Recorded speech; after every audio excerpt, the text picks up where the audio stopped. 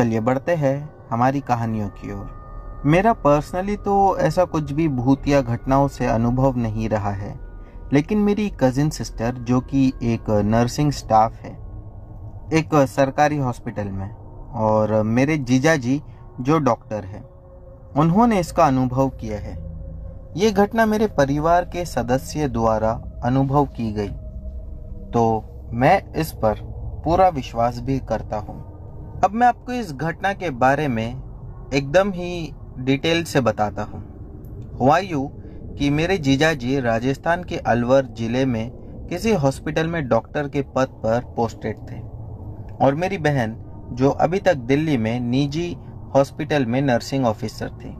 सरकारी नौकरी और दोनों साथ रहने के मन से राजस्थान में ही नौकरी की तैयारी कर रहे थे। तो मेरी बहन ने दिल्ली वाली नौकरी छोड़ दी और राजस्थान में अपने ससुराल रहकर ही तैयारी शुरू कर दी। मेरी बहन, मेरी प्यारी भांजी और जीजाजी एक साथ रहने के मन से अलवर में कुछ दिनों के लिए किराए पर घर तलाश कर रहे थे। उन्हें एक बड़ा सा घर मिला जिसका रेंट भी बहुत मिनिमल था, जिसमें 3 बेडरूम और एक किचन और बाथरूम था। जल्दी ही वो तीनों उस घर में शिफ्ट हो गए। उन्हें उस घर में कुछ 2-3 दिन ही हुए थे कि दीदी और जीजाजी नोटिस करते हैं कि मेरी भांजी रात में उठकर दूसरे कमरे में बाबा बाबा करते हुए जा रही थी और हंस रही थी, खेल रही थी। ऐसा हर रात होने लगा तो दीदी को थोड़ा अजीब लगा। उन्होंने अपनी सास को इस बारे में बताया फ़ोन करके। मेरी बहन की सास ने फ़ोन पर सुना तो वो थोड़ी चिंतित हुई, लेकिन उन्होंने ये कहकर बात को टाल दिया कि शायद बच्ची नए घर के माहौल में ढलने की कोशिश कर रही है। उन्होंने मेरी बहन को समझाया कि छोटे बच्चे कभी कभी ऐसी हरकतें करते हैं। हालांकि ये बात मेरी बहन के मन में घर कर गई थी और उन्हें काफ़ी अजीब लग रहा था। फिर कुछ और दिन बीते और अब ये घटना और भी डरावनी होने लगी। एक रात मेरी बहन ने देखा कि भांजी के कमरे में कुछ अजीब सी आवाजें आ रही थी। ऐसा लग रहा था जैसे कोई बुजुर्ग व्यक्ति धीरे धीरे बड़बड़ा रहा हो। मेरी बहन ने धीरे से दरवाज़ा खोला और अंदर झांका। जो उन्होंने देखा वो उनके होश उड़ाने के लिए काफ़ी था। भांजी कमरे के एक कोने में बैठी हुई थी और सामने एक कुर्सी पर, जहां कोई नहीं था, उधर देख रही थी और मुस्कुरा रही थी। ऐसा लग रहा था जैसे वो किसी अदृश्य व्यक्ति से बात कर रही है। मेरी बहन ने भांजी को उठाया और अपने कमरे में ले आई। वो रात उन्होंने भांजी को अपने पास ही सुलाया। अगली सुबह उन्होंने इस बारे में अपनी पति मेरे जीजाजी से बात की। जीजाजी ने भी इसे गंभीरता से लिया और उन्होंने निर्णय किया कि वो खुद इस बात की जांच करेंगे। अगली रात जीजाजी ने खुद जागकर पहरा देने का फैसला किया। आधी रात को उन्होंने देखा कि फिर वही हुआ। मेरी भांजी उठी और बाबा बाबा करते हुए दूसरे कमरे की ओर चल दी। इस बार जीजाजी ने चुपचाप उसका पीछा किया। उन्होंने देखा कि भांजी कमरे के कोने में जाकर खड़ी हो गई और कुर्सी की ओर देखकर मुस्कुराने लगी। जीजाजी ने पास जाकर पूछा, क्या कर रही हो बेटा? भांजी ने उनकी ओर मुड़ कर देखा और कहा, मैं बाबा से बात कर रही हूँ। जीजाजी ने ध्यान दिया कि कमरे में एक ठंडक थी जो किसी भी तरह से सामान्य नहीं थी। उन्होंने भांजी को अपने पास बुलाया और उसे कमरे से बाहर ले गए। उन्होंने अपनी पत्नी को जगाया और दोनों ने मिलकर भांजी से और सवाल पूछे। भांजी ने बताया कि हर रात एक बाबा आकर उससे बात करते हैं और उसे खेल खिलाते हैं। अब दोनों को समझ में आ गया था कि यह मामूली घटना नहीं है। उन्होंने अगले दिन स्थानीय लोगों से इस बारे में पूछताछ की।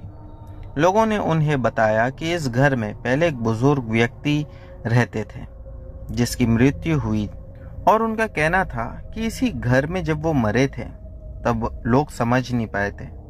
वो व्यक्ति बच्चों से बहुत प्यार करते थे और अपने आखिरी दिनों में अक्सर बच्चों के साथ ही खेलते रहते थे। ये सुनकर मेरी बहन और जीजाजी और भी ज्यादा भयभीत हो गए।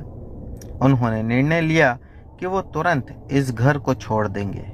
अगले ही दिन उन्होंने एक नया घर तलाशना शुरू कर दिया, लेकिन घर बदलने से पहले उन्होंने सोचा कि वो किसी विशेष आदमी की मदद लेंगे।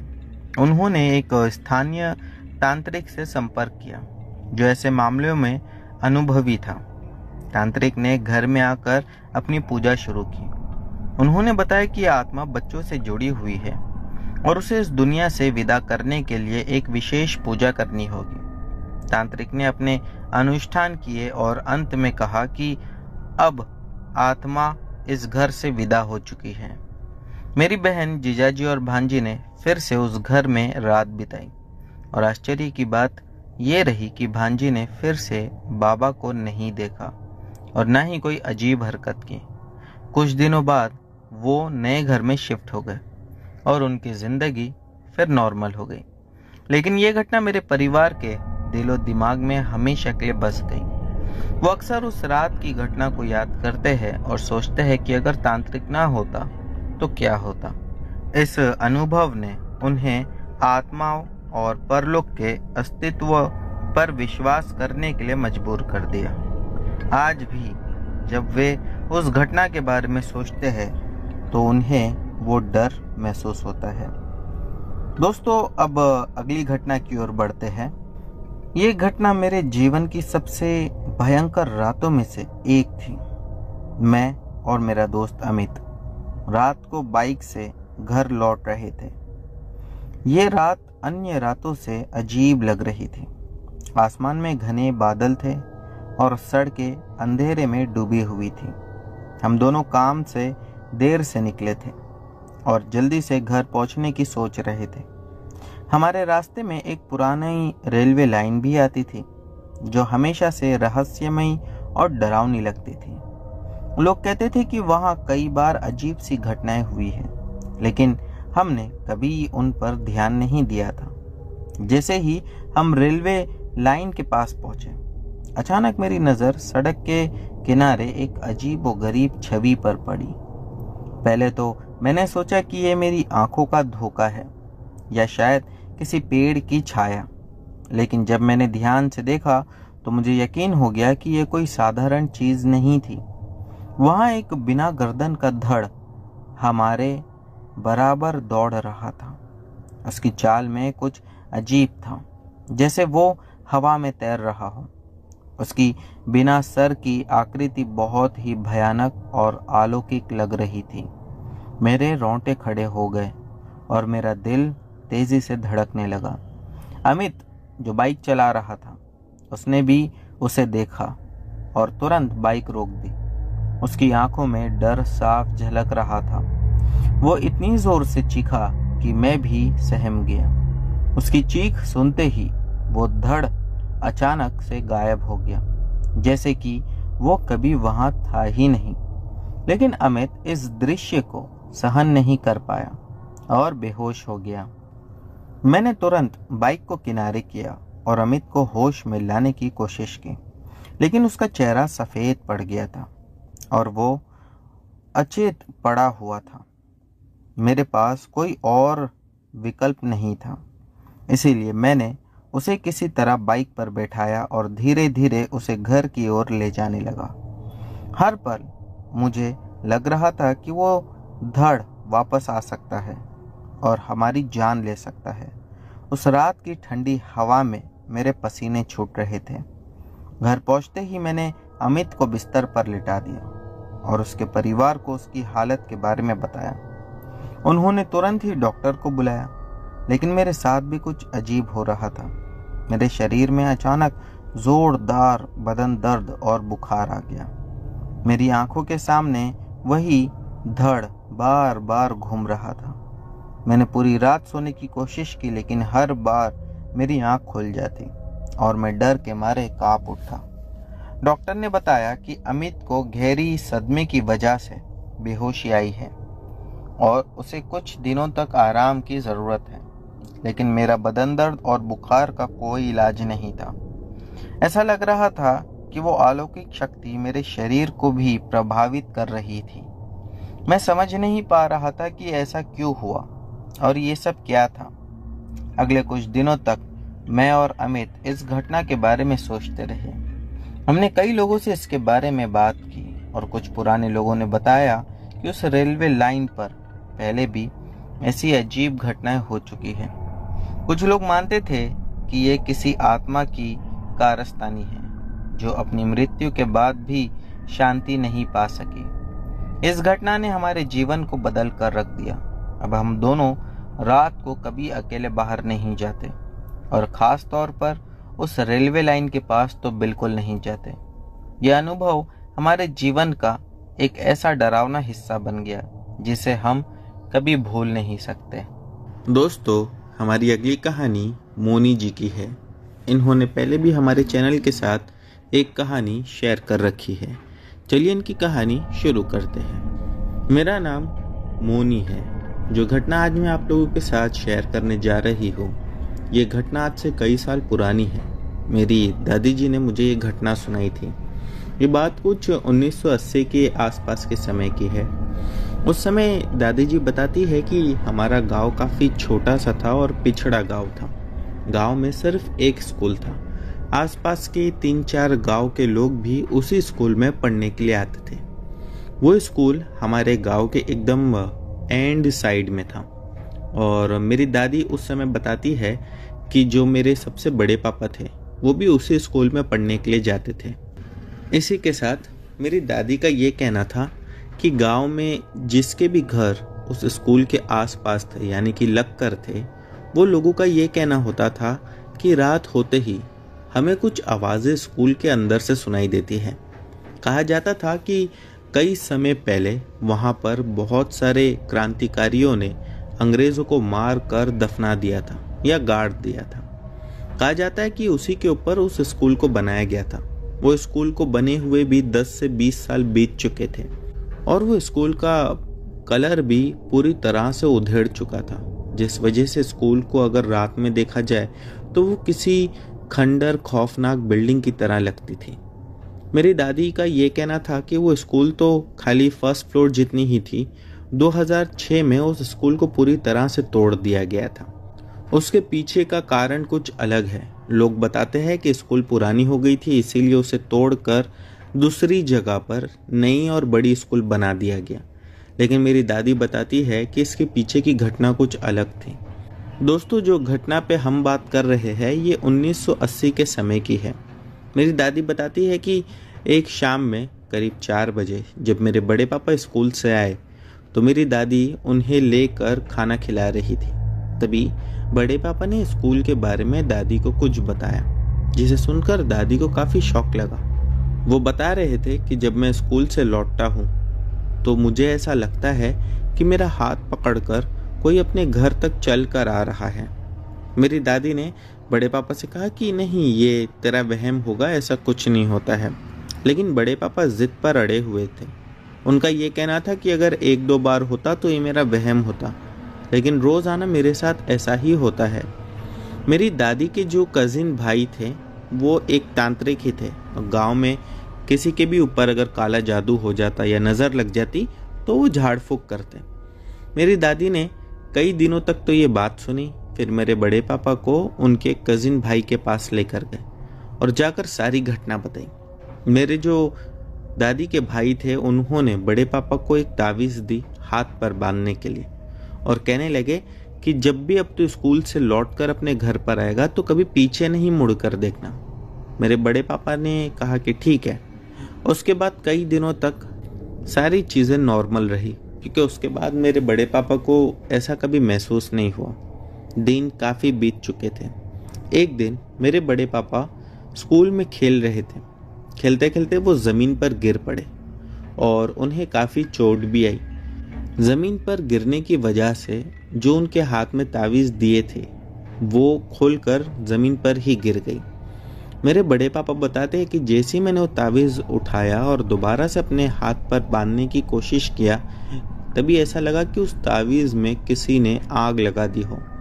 मुझे हाथ पर इतना ज़्यादा गर्म और चटके महसूस हो रहे थे कि मैंने उसे अपने हाथ से दूर किया और अपनी जेब में रख लिया। लेकिन अचंभित बात ये थी कि जब स्कूल छूटा और वो घर पर आने लगे तभी उन्हें याद आया कि वो तावीज़ पहनना है, लेकिन वो तावीज़ अब उनके जेब में नहीं थी। उन्हें ये भी पता था कि पीछे मुड़कर दोबारा नहीं देखना होता है स्कूल से छूटने के बाद। मेरे बड़े पापा इस बार जब स्कूल से छूटे, ये कभी भी दोस्तों ऐसा नहीं हुआ था उनके साथ, ये पहली बार था। जब वो स्कूल से छूटकर निकले तो उन्हें ऐसा महसूस हुआ कि पीछे से कोई उन्हें आवाज़ दे रहा है। एक बार, दो बार, तीन बार के बाद वो आवाज़ आना बंद हो गई। मेरे जो दादी के कजिन भाई थे उन्होंने ये सारे इंस्ट्रक्शन मेरे बड़े पापा को पहले ही देकर रखे थे, इसीलिए मेरे बड़े पापा जानते थे। वो जल्दी जल्दी अपने घर पर आए और अपनी मम्मी को आकर सारी बात बताई। दादी ने कहा कि ठीक है, हम चलेंगे, क्योंकि उस समय उनके कजिन जो भाई थे वो कहीं बाहर गए हुए थे। उन्हें लौटने में काफ़ी दिन लगने वाले थे। 3-4 दिन बीत चुके थे। अब बड़े पापा की तबीयत खराब रहने लगी और जैसे ही वो स्कूल से छूटकर अब घर पर आते थे तो ना कि अब उन्हें ये लगता था कि किसी ने हाथ पकड़ा है, बल्कि किसी के होने का एहसास भी उन्हें होता था। और यूँ लगता था कि घर में जब मेरी दादी किसी सामान लाने के लिए बाहर जाती थी तो घर में उस अदृश्य शक्ति की आवाज़ सुनाई देती। कभी कभार उसके होने का एहसास होता।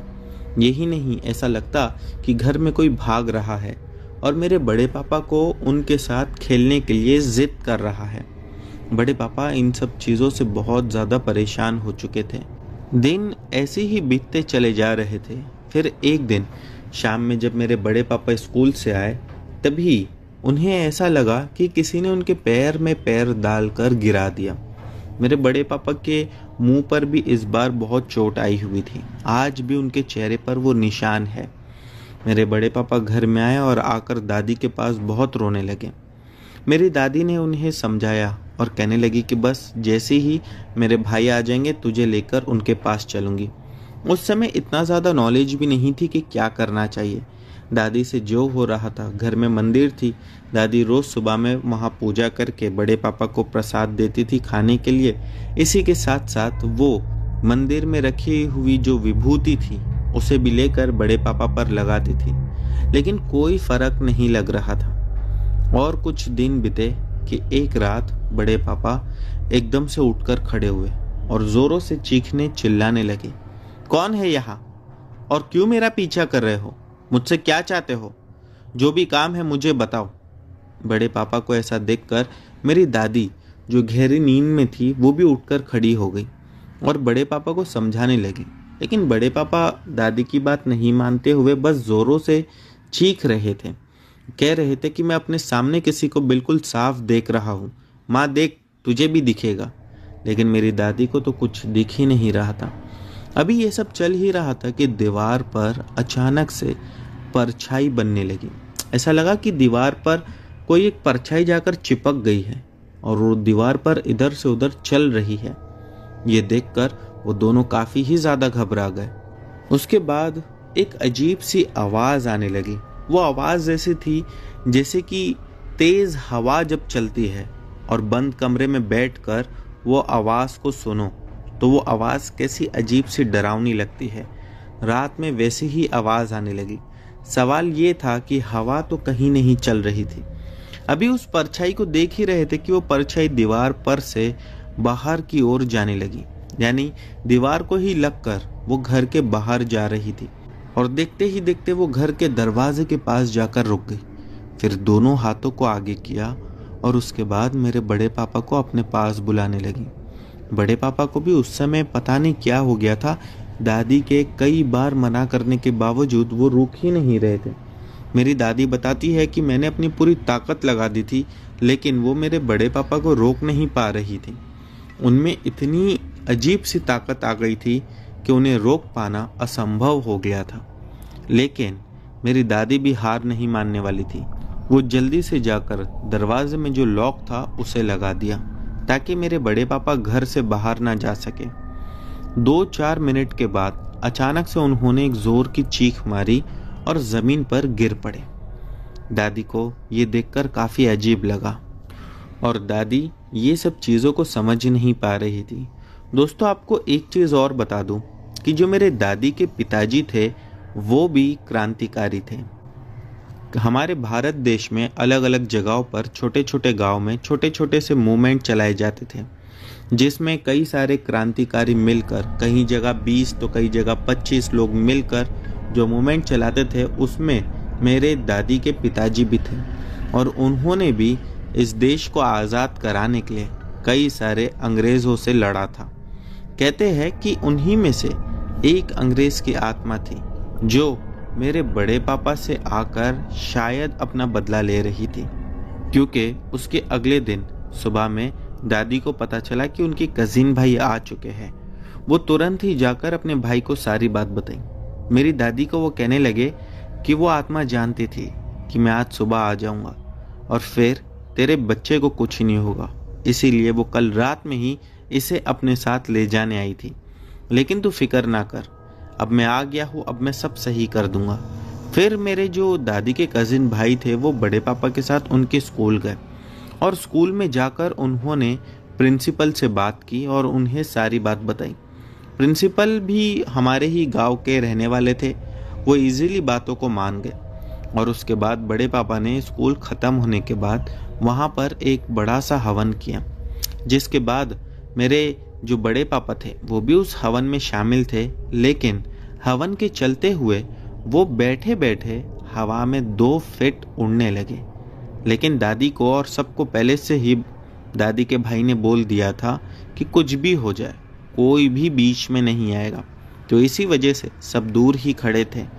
जैसे ही हवन ख़त्म हुआ, बड़े पापा ज़मीन पर गिर पड़े और एकदम से उन्होंने अपनी आंखें ऊपर चढ़ा ली। यानी कि जो उनकी आंखें थी अब उसमें काली पुतलियां नज़र नहीं आ रही थी, दोनों ही बिल्कुल सफ़ेद हो चुकी थी। फिर उन्होंने गंगा जल डालकर मेरे बड़े पापा को होश में लाया और उसके बाद से लेके अब तक बड़े पापा के साथ ऐसा कुछ नहीं घटा। तो दोस्तों, ये थी मोनी जी की कहानी। बढ़ते हैं अगली कहानी की ओर। दोस्तों, हमारी अगली कहानी कुलदीप की है। चलिए इनकी कहानी शुरू करते हैं। मेरा नाम कुलदीप है। कुछ साल पहले की बात है। गर्मियों के दिन थे और खेत में गेहूं की कटाई चल रही थी। गेहूं काटने में 2-3 दिन लगते थे और कटे हुए गेहूं को धूप में सुखाने के लिए रख दिया गया था, ताकि इनमें से पानी पूरी तरह से सूख जाए। इन गेहूं की सुरक्षा भी ज़रूरी थी, इसीलिए मैं खेत में बने एक छोटे से कमरे में रात को सो रहा था। इससे हमारे खेत के केयरटेकर को भी मदद मिल जाती और मुझे भी तसल्ली रहती। इन 2-3 दिनों में मैंने एक अजीब सा पैटर्न देखा। दोस्तों, बात कुछ अजीब ही थी। हमारे खेत की बाउंड्री पर कई पेड़ लगे हैं, जैसे पीपल, बरगद, आम और नीम। जैसे ही रात के 11:45 से 12 बजे का समय होता, कुत्तों का झुंड उन पेड़ों की ओर मुंह करके जोर जोर से भौंकने लगता, कभी कभी रोने भी लगता। मैं ये सब आवाज़ें सुनकर जल्दी जल्दी बाहर आता और देखता कि कहीं कोई जानवर या चोर तो नहीं घुस आया। लेकिन कोई जानवर या चोर नहीं दिखता, ना ही कुछ और भी वहाँ पर होता। कुत्ते भी 12 बजे के बाद चुपचाप अलग अलग होकर धीरे धीरे गांव में चले जाते।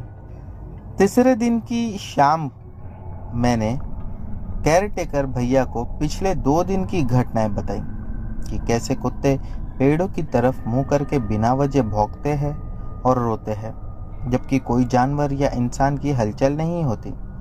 उन्होंने ये सुनकर मुझे एक अजीब सी बात बताई। उन्होंने कहा, भैया, कुत्तों का इस तरह भौंकना और रोना पिछले 7-8 वर्षों से रोज का नियम है। जब मैं यहाँ नया नया आया था तब मुझे भी ये बात बहुत अजीब लगी थी। फिर एक दिन मेरी जिज्ञासा शांत करने के लिए मैं रात के 11:30 बजे से कमरे के बाहर बैठ गया कि देखे आखिर माजरा क्या है। फिर मैंने देखा कि कुत्ते धीरे धीरे इकट्ठा होकर झुंड बनाकर पेड़ों के पास गए और ऊपर डाल की ओर मुंह करके रोने लगे। इतने में एक सफ़ेद आकृति, जिसका इंसान के जैसा मुंह था और बाकी सब कुछ हवा में तैरता सा लग रहा था, वो उन पेड़ों में से निकली और सामने के बरगद के पेड़ में जाकर गायब हो गई। ये कोई सुनी सुनाई बात नहीं है भैया, सब मैंने अपनी आंखों से देखा है। अब आंखों से देखी हुई बात को मैं खुद ही कैसे झूठ मान सकता हूँ। मुझे पता था कि भगवान की कृपा से मेरे देवगण थे, इसीलिए मुझे शायद वो सब नहीं दिखा जो केयरटेकर भैया को दिख गया। पर यह तो शुरुआत थी दोस्तों। फिर उस रात जब मैं सोने गया तो कमरे के बाहर किसी के चलने की आवाज़ें आने लगी। मैंने सोचा कोई जानवर होगा, पर जब मैंने बाहर देखा तो बाहर कोई नहीं था। फिर अचानक कमरे के दरवाजे पर खटखटाहट होने लगी। मैंने दरवाज़ा खोला तो फिर से कोई नहीं था। मैं थोड़ा डर गया, पर फिर सोचा कि ये मेरी कल्पना भी हो सकती है। अगली रात जब मैं फिर से सोने की कोशिश कर रहा था, मैंने देखा कि कमरे के एक कोने में एक धुंधली सी परछाई खड़ी है।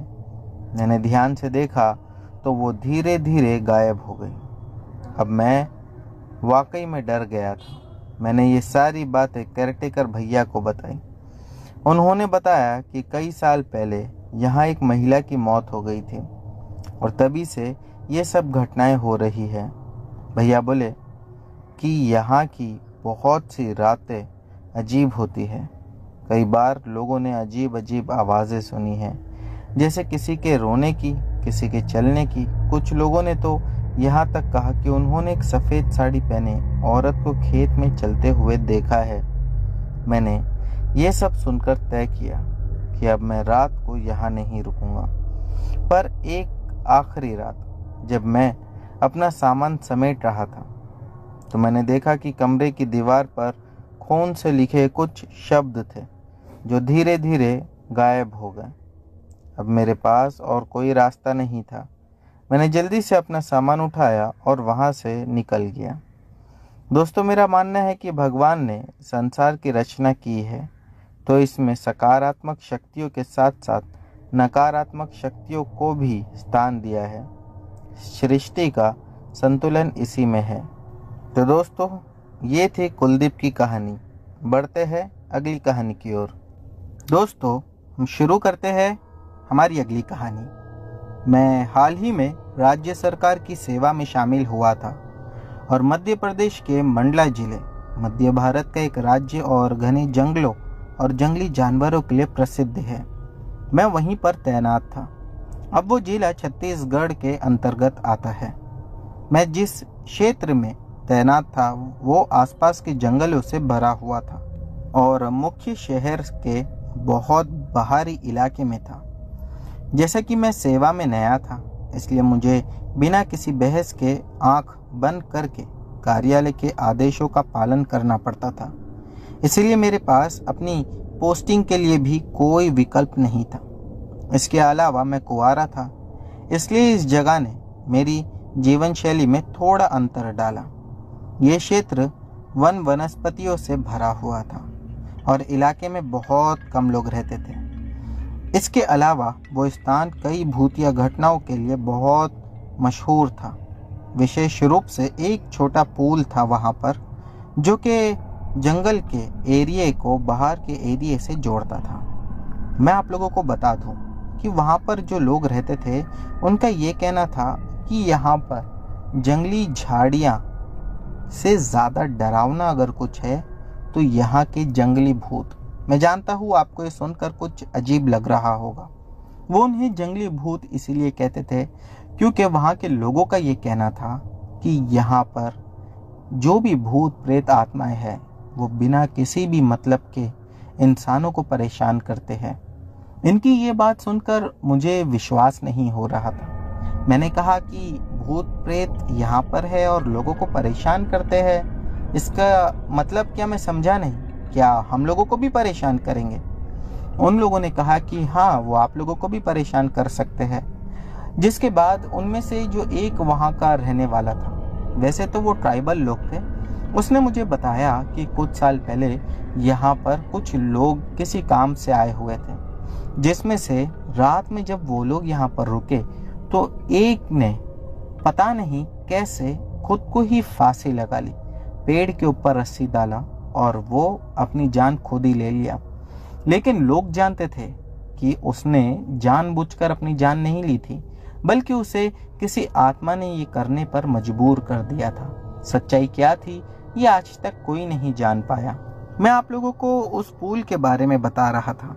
मेरा जो निवास और कार्यालय के बीच का शॉर्टकट पड़ता था वो उसी पुल से होकर गुजरता था। स्थानीय लोग उस रास्ते से बचते थे क्योंकि उनका मानना था कि पुल क्षेत्र बुरी तरह से प्रेतवादित है। चूंकि मेरा आवास मेरे रिपोर्टिंग कार्यालय से थोड़ा दूर था और मुख्य सड़क से वहां पहुंचने में काफी समय लगता था, इसीलिए लोगों के हर समय मना करने के बावजूद मैंने अपना समय बचाने के लिए आमतौर पर शॉर्टकट अपनाया। उस रास्ते को अपनाने का एक और कारण ये था कि मैं दिन के समय यात्रा करता था, जो कि एक सुरक्षित समय माना जाता है। लेकिन एक देर रात ऐसा हुआ जब मुझे मेरे बड़े अधिकारियों का एक ज़रूरी फ़ोन आया और उन्होंने कहा कि तुम्हें जल्द से जल्द ऑफिस आना है। मेरे पास कोई ऑप्शन नहीं बचा था ऑफिस जाने के लिए, इसीलिए मैंने सोचा कि क्यों ना उसी शॉर्टकट से ही होकर मैं अपने ऑफिस के लिए पहुंच जाता हूँ। जल्दी पहुंच भी जाऊंगा और काम भी वहां पर जो होगा उसे जल्दी ही निपटा कर दोबारा से अपने घर लौट आऊंगा। मैं यही सोचकर उसी रास्ते से निकल पड़ा। जब मैं वहां से जा रहा था तब मैंने देखा कि रास्ते में सामने एक बड़ा सा मुझे आदमी नजर आ रहा था। वह आदमी काफी अजीब था, जिसकी हाइट 10 से 12 फीट होगी और वो बार बार मुझे देखता और फिर पीछे मुड़कर देखता। लेकिन एक बहुत अजीब बात उसमें ये थी कि वो आदमी जब भी पीछे मुड़कर मेरी ओर देखता तब वो बहुत ज्यादा गुस्से में होता। ऐसा लगता कि वो किसी विशेष रूप से मुझसे कुछ चाहता हो। मैंने वहीं पर रुका और खुद को संभालते हुए आगे उसी की ओर बढ़ा। मैं जैसे ही 2 कदम आगे बढ़ा वो भी मेरी ओर आगे बढ़ता जा रहा था। मुझे काफी ज्यादा डर भी लग रहा था कि अचानक मैंने अपने पीछे से कुछ लोगों की हलचल की आवाज सुनी, जिसके बाद मुझे थोड़ी सी हिम्मत मिली और जब मैंने पीछे मुड़कर देखा तब मेरी ही ऑफिस के कुछ सहकर्मी लोग वहां से गुजर रहे थे और पता चला कि उन्हें भी कॉल आया था, जिस वजह से वो लोग भी ऑफिस जा रहे थे और वो भी शॉर्टकट से। वो 2 लोग थे। जैसे ही वो बड़ी सी आकृति ने हम लोगों को इकट्ठा होते हुए देखा वो एकदम से गायब हो गई। जब वो 2 लोग मेरे पास आए तो मुझसे कहने लगे कि क्या हुआ, तेरे माथे पर इतना पसीना किस वजह से। मैंने उन लोगों को बताया कि यहाँ पर मैंने अभी कुछ देखा। मैं काफ़ी ज़्यादा घबराया था। उन लोगों ने मुझसे कहा कि घबराने की कोई बात नहीं है, चल अब हम आ गए हैं ना, अब साथ चलते हैं। उसके बाद हम लोग वहाँ से आगे बढ़े। कुछ समय चलने के बाद हम अपने कार्यालय पहुँच चुके थे। वहाँ पर जो काम हमें दिया गया था वो काफ़ी अजीब था, जो मैं डिस्क्लोज नहीं कर सकता। हम लोगों ने वहाँ पर काम ख़त्म किया। काम ख़त्म करते करते हमें रात के 2:30 बज चुके थे। अब फिर हम दोबारा वहाँ से निकलकर अपने घर के लिए आगे बढ़ रहे थे। जब मैं वहाँ से निकलने लगा तो मेरे साथ में जो दूसरे 2 लोग भी थे उन्होंने कहा कि हम थोड़ा रुक कर आएंगे, तू चला जा। अब मुझे अकेले जाने में डर लग रहा था।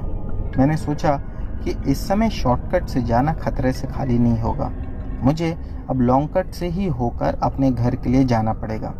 मैं वहाँ से लॉन्ग कट मार कर अपने घर के लिए निकल पड़ा। थोड़े समय आगे जाने के बाद में जैसे ही मैं घर के पास पहुँचने वाला था वो जंगली एरिया तो ख़त्म नहीं हुआ था, लेकिन वहाँ पर मुझे कुछ दोबारा से दिखाई दिया। इस बार भी शायद ये वही आकृति थी जिसे देखकर मैं काफ़ी ज़्यादा डर गया और जल्दी से मैं अपने घर के अंदर भागा और घर को लॉक कर दिया।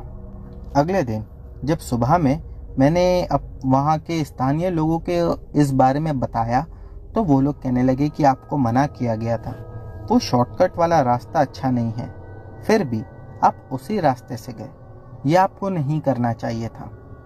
मुझे उनकी बात सुनकर थोड़ा ठीक लगा। मैंने कहा कि हाँ, मैं अब वहाँ से अकेला नहीं जाऊँगा। कुछ दिन तो ठीक ठाक बीते। अब एक रात आई जब मैं वहीं पर काम के लिए ऑफिस में रुक गया था। रात के करीब 1:30 बज चुके थे। मैं जब वहाँ से निकलने लगा तो मेरे साथ एक दूसरा ऑफिसर भी था जो कि मेरे ही एरिया में रहते थे। उन्होंने कहा चलो साथ चलते हैं। अब 2 लोग थे तो डर कम था। मैंने कहा कि हम शॉर्टकट से चलते हैं। उन्होंने कहा कि हाँ ठीक है। उसके बाद हम वहाँ से अपने घर के लिए निकल पड़े। रास्ते में जैसे ही वो पुल आया तब मैंने देखा कि मुझे फिर से वो बड़ी सी आकृति दिखाई दे रही है। मेरे साथ जो ऑफिसर थे उन्होंने भी इस बात को एग्री किया कि दूर कोई खड़ा हुआ दिख रहा है। हम जल्दी जल्दी वहाँ से भागने लगे। हम घर की ओर नहीं भाग रहे थे बल्कि हम उल्टा ऑफिस की ओर भाग रहे थे। मेरे साथ में जो मेरे ऑफिसर थे वो कहने लगे कि वो क्या था। मैंने कहा पहले जान बचाओ, ऑफिस चलो, उसके बाद में हम जाकर देखते हैं। उन्होंने कहा कि हाँ ये भी चलेगा। हम जल्दी जल्दी वहाँ पर पहुँचे और वहाँ पहुँचने के बाद में हमने वहाँ के ऑफिसर्स को सारी बात बताई। उन लोगों ने हमें फिर से डांट लगाई, कहने लगे कि तुम्हें मना किया था कि वहाँ पर मत जाना। दोस्तों उसके बाद में हम रात भर ऑफिस में रुके और अगली सुबह में हम अपने घर पर पहुँचे। घर पहुँचने के बाद मेरी तबीयत काफ़ी ज़्यादा ख़राब हो गई। समझ नहीं आ रहा था कि मेरे साथ अब क्या हो रहा है। मेरे पूरे बदन में काफ़ी ज़्यादा दर्द था। ऐसा लग रहा था कि शरीर काफ़ी ज़्यादा भारी है और कोई मेरे शरीर पर अपने होने का एहसास करवा रहा है। मैं इन सब चीज़ों से बहुत परेशान हो चुका था। मैं उसके बाद अपने ऑफिस में छुट्टी डालकर अपने घर पर गया। वहाँ जाने के बाद में मैं एक बाबा के पास पहुँचा और उन्हें जाकर सारी बात बताई। बाबा ने जिसके बाद झाड़ फूँक किया और कहने लगे कि वो बुरी आत्मा का साया तुम पर पड़ चुका है। वो कभी भी तुम पर हमला करके तुम्हारी अब जान ले सकती थी। बहुत अच्छा हुआ कि तुम सही समय पर मेरे पास आ गए। और दोस्तों उसके बाद में जब दोबारा से मेरी वहाँ पोस्टिंग हुई तो मैंने उस आकृति को कभी कहीं नहीं देखा। शायद इस वजह से क्योंकि उस बाबा ने मुझे तावीज़ दे रखी थी हाथ में पहनने को, जिसके बाद हो सकता है कि उस तावीज़ की वजह से वो मुझे दिखाई नहीं दी। तो दोस्तों ये थी हमारी आज की सभी कहानियाँ। उम्मीद करता हूँ कि आप लोगों को पसंद आई होगी। दोस्तों इनमें से जो भी कहानी आप लोगों को अच्छी लगी हो उसके बारे में नीचे कमेंट सेक्शन में लिखना मत भूलना। चैनल पर नए हो तो बिना सब्सक्राइब किए मत जाना। मिलते हैं